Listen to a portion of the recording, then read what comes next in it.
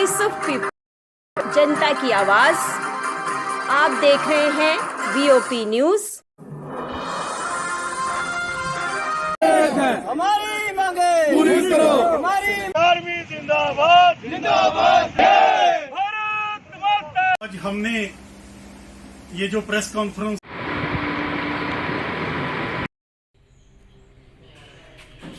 जो रोकी है तो उसके हिसाब से गवर्नमेंट कोई हमारी बात तो सुनने लगी है, ये मैं समझता हूँ कि बहुत मांगे पूरी करो। हमारी मांगे पूरी करो। रेगुलेशन पॉलिसी लागू करो लागू करो लागू करो लागू करो लागू करो रेगुलेशन पॉलिसी लागू करो। रोटी कपड़ा दे न सके जो वो सरकार निकम्मी है, रोटी कपड़ा दे न सके जो वो सरकार निकम्मी है। गवर्नमेंट एडमिनिस्ट्रेशन होश में आओ, होश में आओ, होश में आओ, गवर्नमेंट एडमिनिस्ट्रेशन होश में आओ। होश में आओ। हमारा हक है, हमारा हक है। इस डिपार्टमेंट को हमने खून से सींचा। हमें आवाज दो। Jammu Kashmir casual liberation front जिंदाबाद जिंदाबाद जिंदाबाद Jammu Kashmir casual liberation front जिंदाबाद। जिंदाबाद जिंदाबाद। हमारा दूसरा दिन है, कल हमारा प्रेस कॉल प्रोटेस्ट और पूरे जम्मू कश्मीर में Jammu Kashmir casual labour United front की डिफरेंट डिपार्टमेंट लीडरशिप, पीडब्ल्यूडी के हमारे श्री जी हैं, राजन जी हैं, हमारे लातिया साहब हैं, स्टेट डिपार्टमेंट से फॉरेस्ट से हमारे साथी हैं और लीडरशिप खाली आज यहाँ पे जमा हुई है। तो मैं ये बताना चाहता हूँ कि सरकार को कि जो हमारी पेंडिंग सैलरी है, जो रेगुलेशन पॉलिसी का जो दावा किया जा रहा है यहाँ पे 60,000 लोगों को, वो रेगुलेशन पॉलिसी दी जाए और यहाँ पे जो हमारे साथ जो बेइंसाफी हो रही है उसके खिलाफ जो आज हमने पूरे जम्मू कश्मीर में आवाज उठाई है और स्ट्राइक का आज दूसरा दिन है। अगर सरकार ने हमारे मसले जल्द हल नहीं किए तो एक बहुत बड़ा आंदोलन जो है वो जम्मू कश्मीर में होने जा रहा है और जिसकी तमाम जिम्मेदारी यहाँ के एडमिनिस्ट्रेशन की रहेगी।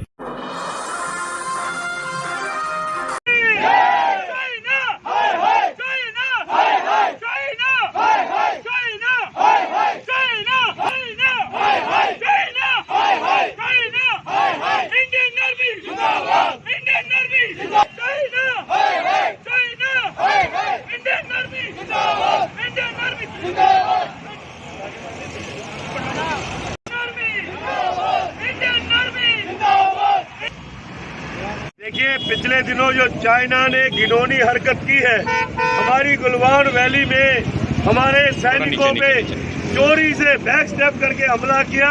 हमने 20 शूरवीरों को खोया। हालांकि हमने 50 काफर चाइनीज को भी ढेर किया, लेकिन आज चाइना की आंखें खुल चुकी है। चाइना के राष्ट्रपति को इस बात का एहसास हो चुका है कि ये 1962 का भारत नहीं है, ये 2020 का नरेंद्र मोदी का भारत है।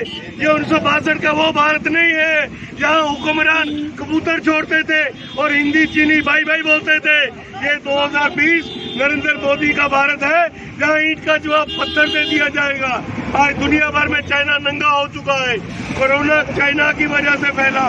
दुनिया भर में अगर असमंजस बना है वो चाइना की वजह से बना है, लेकिन इस बार डू और डाई की बैटल मुझे लगता है लड़नी होगी।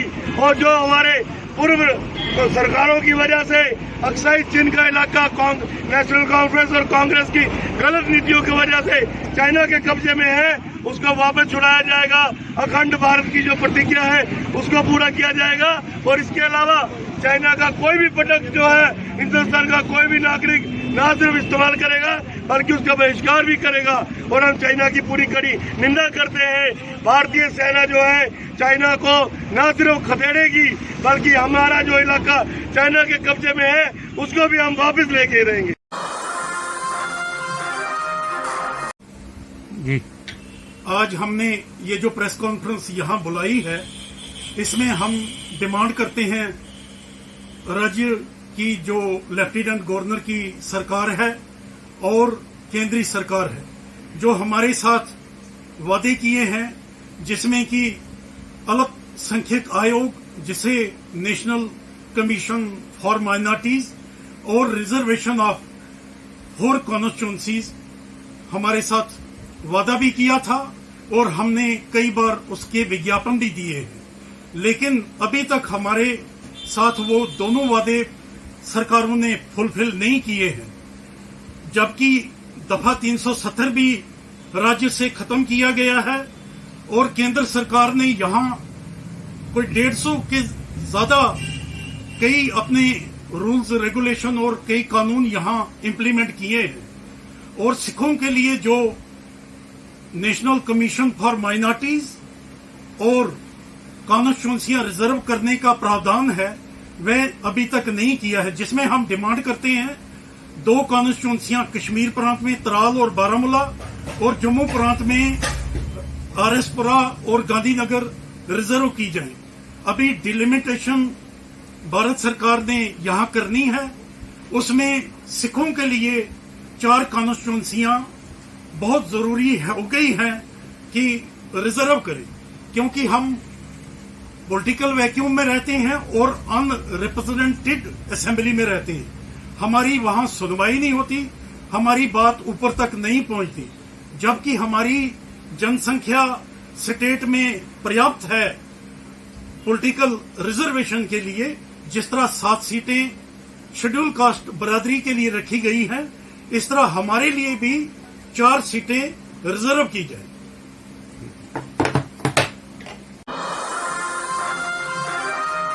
भारतीय जनता पार्टी जिंदाबाद। भारतीय जनता पार्टी भारत माता की जय। भारत माता की जय। डॉक्टर श्यामा प्रसाद मुखर्जी अमर रहे। डॉक्टर 2 बार बोलना अमर रहे, अमर रहे। डॉक्टर श्यामा प्रसाद मुखर्जी अमर रहे, अमर रहे। डॉक्टर श्यामा प्रसाद मुखर्जी अमर रहे, अमर रहे। डॉक्टर श्यामा प्रसाद मुखर्जी अमर रहे, अमर रहे। भारत माता की जय।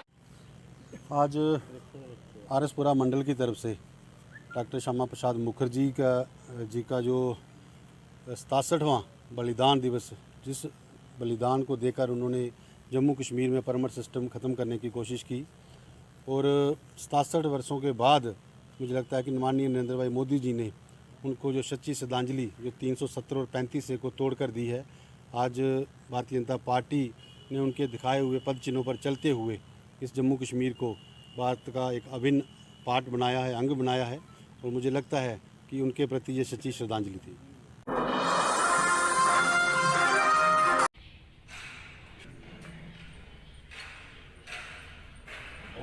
कश्मीर पंचायत कॉन्फ्रेंस की तरफ से हमारा जो सब डिवीज़न हमारा जहां अखनूर है, अखनूर और खोड़ कॉन्स्टिट्यूंसी से 8 ब्लॉकों से आए हुए सरपंच साहबान, पंच साहबान और बीडीसी चेयरपर्सन जो है चौकी चौरा के राहुल शर्मा जी भी हमारे साथ हैं। तमाम साथियों ने हमने मिलकर आज श्रद्धांजलि जो है वो दी है अजय भारती पंडिता जी, जो सरपंच डूरू क्षेत्र से थे, अनंतनाग डिस्ट्रिक्ट से थे, और उनको 8 जून को शहीद किया गया मिलिटेंटों द्वारा। और दूसरा हम लोगों ने एक और 2 मिनट का मौन हम लोगों ने रखा। वो मौन हमने अपने जो वीर सैनिक हमारे 20 जवान हमारे शहीद हुए लेह के अंदर, और चाइना की जो आर्मी है उन्होंने पीठ पीछे वार जो है हमारे सैनिकों के ऊपर किया है, और उस चीज़ को भी हम लोगों ने 2 मिनट के लिए मौन जहाँ पे रखा। और हमारा मकसद यही है कि तमाम जम्मू कश्मीर के अंदर 40,000 जो पंच सरपंच जीते हुए हैं, हम लोग भारत के प्रधानमंत्री के साथ शाना बिशाना खड़े हैं, भारतीय आर्मी के साथ हम लोग जो है शाना बिशाना खड़े हैं। कभी भी अगर हिंदुस्तान को, भारत को अगर ज़रूरत पड़ती है तो तमाम 40,000 पंची सरपंची जो हैं भारत की सेना के साथ बिल्कुल जो है शाना बिशाना खड़े हैं। हम लोग किसी प्रकार की भी ज़रूरत जो है जहां भारत के अंदर और खुसूसन तौर पे जम्मू कश्मीर के अंदर बॉर्डर एरियाज़ के अंदर पड़ती है, तो हम तमाम पंची सरपंची जो हैं वो हम सेना के साथ खड़े रहेंगे। कहीं पे भी हमारी ज़रूरत होगी हम लोग तमाम पंची सरपंची जो हैं वो तैयार हैं। और हम तमाम पूरे जम्मू कश्मीर के अंदर सब डिवीज़न लेवल पे, तहसील लेवल पे और डिस्ट्रिक्ट लेवल पे श्रद्धांजलि का प्रोग्राम जो है वो रख रहे हैं। 2-4 दिन पहले हमारा राजौरी डिस्ट्रिक्ट के अंदर था, पुंछ डिस्ट्रिक्ट के अंदर था, कल हमारा जो था वो उधमपुर में था, और आज अखनूर के अंदर हुआ। जे अजय भारती जी को भी श्रद्धांजलि हम दे रहे हैं, और अपने 20 सैनिकों को भी श्रद्धांजलि देने का आज कार्यक्रम जो हमने यहाँ पे रखा। राज्य सरकार की तरफ से आप मूलभूत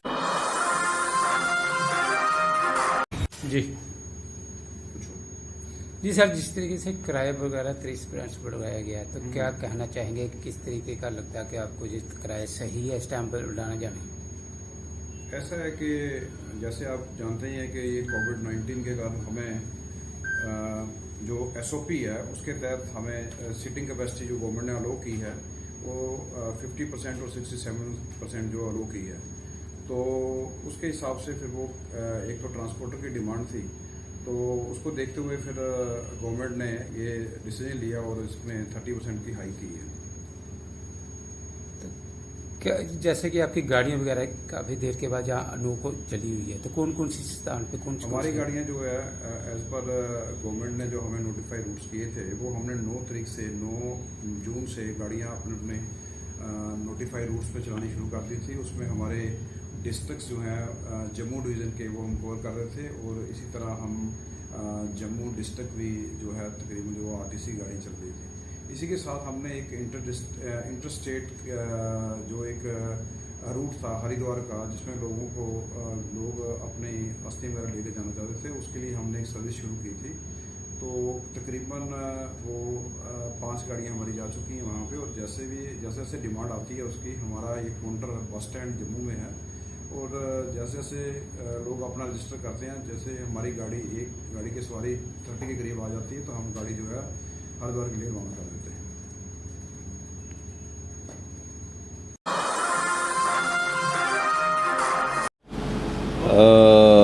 हमारी जो 30% अनाउंस हुआ है, उसके बाद हमारी DC मैम से भी बात हुई है, और कमिश्नर सेक्रेटरी ट्रांसपोर्ट और ट्रांसपोर्ट कमिश्नर से भी बात हुई है। तो मैं पहले शुक्रिया अदा करता हूँ उनका कि जो ये हमारी डिमांड थी फेयर की, वो उन्होंने मान ली। चलो कम मानी है, वो हमने तो 50% मांगा था, लेकिन उन्होंने 30% बढ़ाया। चलो हमें ये हुआ कि आज गवर्नमेंट कोई हमारी बात तो सुनने लगी है। ये मैं समझता हूँ कि बहुत बड़ी बात है। हम पिछले साल 1.5 साल से सड़कों पे भी आए, हड़ताल भी की, सब कुछ किया, लेकिन किसी ने हमारी बात नहीं सुनी। लेकिन अभी गवर्नमेंट ने जो रेट बढ़ाया है, वो हम उस पर चलाना शुरू कर देंगे। बाकी जब हम देखेंगे कि हमें कोई और दिक्कत तो नहीं आ रही है, तो उनके साथ कमिश्नर सेक्रेटरी साहब के साथ, DC मैम के साथ, डिवकॉम से हम इशू अपने उठाते चलेंगे। अभी हमें सबसे बड़ी जो ज़रूरत है कि हमें पैकेज दिया जाए, जिसमें हमारे जो लोन के इंटरेस्ट हैं, हमारी जो फ़ी हैं, हमारे टोकन टैक्स हैं, इंश्योरेंस की वो है, वो कम से कम जो हमारे ये 3-4 महीने हुए हैं, इसको वेव ऑफ किया जाए, ताकि जो ट्रांसपोर्टर है वो उठ सके। और सबसे बड़ी बात आज परेशानी हमको ये आ रही है कि जो टोल प्लाज़ा हैं, टोल प्लाज़े का रेट दिन ब दिन बढ़ता जा रहा है, हमारा डीजल दिन ब दिन बढ़ता जा रहा है। इन सब हालात में ट्रांसपोर्ट हम कोऑपरेट करना चाहते हैं, लेकिन हम मजबूर हो जाएंगे फिर कि हम सड़कों से ऑफ हो जाएं, क्योंकि अगर ये इश्यूज़ जो हमारे मेन इश्यूज़ हैं, ये अगर साथ में सॉल्व नहीं किए जाएंगे, उसमें 10 दिन गवर्नमेंट ले, 15 दिन गवर्नमेंट ले, ताकि हम जो है हम खुली सांस ले सकें, हम 2 पैसे हमको बच भी सकें। ऐसे गाड़ियाँ चलाने का कोई फ़ायदा नहीं होगा।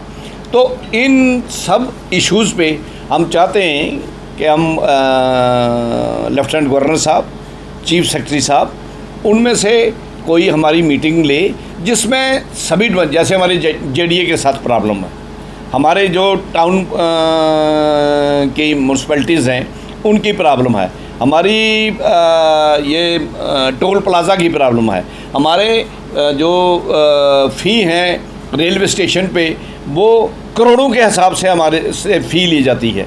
तो ये इशू जो हैं, ये ट्रांसपोर्ट डिपार्टमेंट तो हमारे साथ कोऑपरेट कर रहा है, लेकिन ये तभी सॉल्व होंगी जब हेड ऑफ जो स्टेट है वो बैठेंगे और इन डिपार्टमेंट्स को बुलाएंगे, तभी ये सॉल्व होंगी। गाइडलाइंस क्या है सर, SOPs को कैसे फॉलो करेंगे? हम बिल्कुल SOP को फॉलो करेंगे। हमें जैसे कहा गया है कि आप 50% और 67% चलाएंगे, उसी पे चलाएंगे। सैनिटाइज़ करके गाड़ियां हम कोशिश करेंगे कल से गाड़ियां हम चलाएं, और सैनिटाइज़ करके, और हम जो मास्क नहीं पहनेगा हम उसको गाड़ी में नहीं बिठाएंगे, जो मास्क पहनेगा उसको गाड़ी में बिठाएंगे। क्यों कि इस वक्त तक हमारी जो, मैं जम्मू रीजन की बात करूँगा, हमारे जितने भी डीसीज़ हैं, डिवकाम साहब हैं, पुलिस डिपार्टमेंट है, इन्होंने बड़ा लोगों को अच्छी तरीके से कोऑपरेट किया और आज तक हम कोरोना से जम्मू खास करके बचा हुआ है। तो आगे भी हम कोशिश करेंगे कि हम पूरी कोऑपरेट करें, हमारे ड्राइवर, क्लीनर्स, ट्रांसपोर्टर्स सभी करेंगे। और मैं उम्मीद करता हूं गवर्नमेंट से कि बाकी जो हमारे इश्यूज़ हैं, डिमांड्स हैं, वो भी जल्द से जल्द सॉल्व की जाएंगी। Thank you.